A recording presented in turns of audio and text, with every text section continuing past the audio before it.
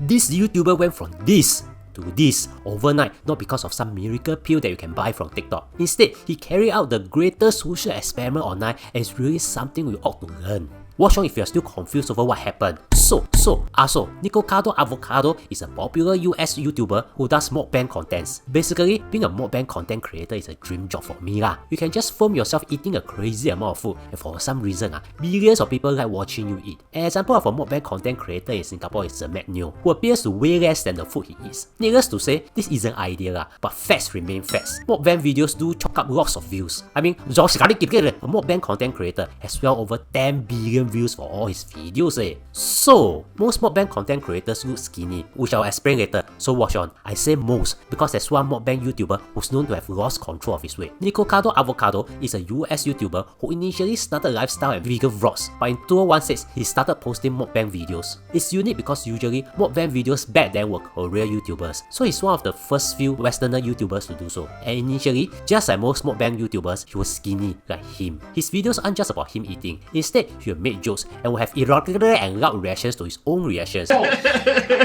So you won't know what to expect. But the key content is always about him eating, usually noodles. However, unlike other mukbang YouTubers who still manage to stay in shape, Nicocado Avocado, whose real name is Nicholas Perry, started to gain more and more weight. Remember I spoke about how he would have irregular reactions? Yeah, he will sometimes go on rants about his weight, his health and whatnot, and also show off his weight in his videos. This gained lots of views since a person who's mildly crazy and always scold others are usually entertaining not because he's making a joke, but because he is the joke. This is especially true if he has a big belly and is a cat. So, as time... I'm not the joke, I can tell jokes why I've been thrown butter. So, as time goes by, people kind of attack him, and it's not just commenters. In the US, there's a genre called commentary genre, whereby YouTubers will just sit down and talk about a trending topic or person, adding his personal opinions in. You can think of it as a podcast, but a podcast with just a personality talking about the topic. So, Nicholas was also attacked by commentary channels. Most call him out for sacrificing his health for contents and showing a bad example. Now, it doesn't help that Nicholas continued to double down on the fact that the mukbang videos has led him to severe health issues, like using a CPAP, and yet still making mukbang videos. Some people even call him the most hated person on the internet. So what happened is that on 7 September 2024, he suddenly revealed that he has lost over 114 kg in the last 2 years. However, over the last 2 years, videos of him being obese and eating lots of food were still being published. So, is it AI? No. He revealed in the latest video, called 2 Steps Ahead, that it was all just a social experiment. Now, in the video, he did a monologue to explain everything, using a panda head as a motif, an ant colony as a metaphor, and I know, you all now.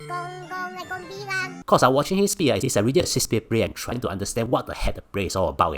So let me simplify it. So basically, it all started 2 years ago when he started his journey to lose weight by talking about this exact same thing, and then said that people actually just want to watch him eat, so he went on to eat something instead. Are you not paying attention? After all, you're here to consume.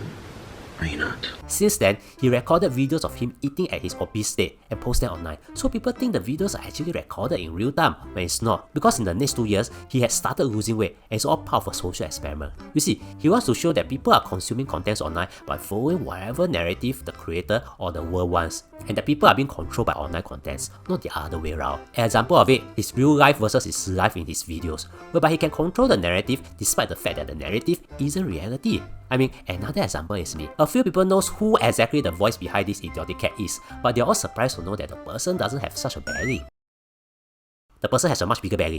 So, after the review, Nicholas went back to his usual content, eating noodles but in a skinny state, which begs the question, how do mukbang content creators stay in shape despite eating so much? Now, of course, not all content creators stay in shape. Some like Nicholas lose control. For a start, know that it's unhealthy to eat so much food, so please use some common sense before you buy 30 McSpicy for a new YouTube channel yo.